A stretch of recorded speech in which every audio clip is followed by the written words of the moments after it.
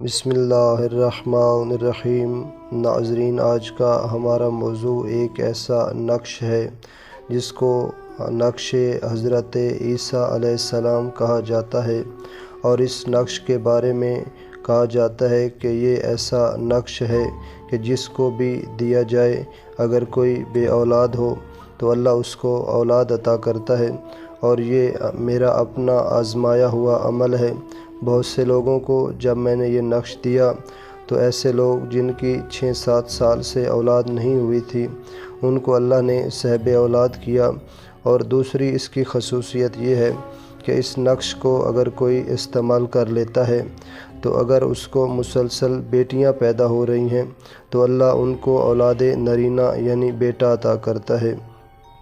इस नक्श के इस्तेमाल का तरीका कुछ इस तरह है कि 3 शब जुम्मा इस नक्श को इस्तेमाल किया जाता है।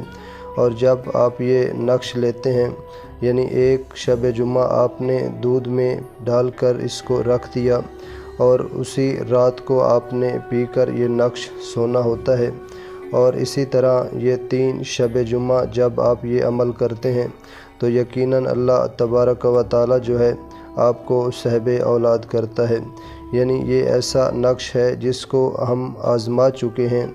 यानी काफ़ी ऐसे लोग मौजूद हैं जिनको हमने दिया और उसके बाद उनको अल्लाह तबारक व तआला ने अपनी रहमत से औलाद से नवाजा है।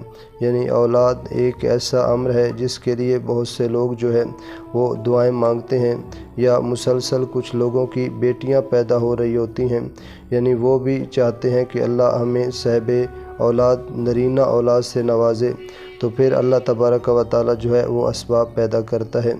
यानी काफ़ी अरसे से ये नक्श हमारे पास मौजूद है और इसको हमने ख़ुद आज़माया है, जिसके बाद हम आपको ये तोहफ़ा देना चाहते हैं कि आपके ये काम आए। अगर कोई साहिब लेना चाहे तो वो हमसे भी रब्ता कर सकता है, या ये नक्श जो है आपको वीडियो में नज़र आ जाएगा, आप इसको जो है ख़ुद भी इस्तेमाल कर सकते हैं।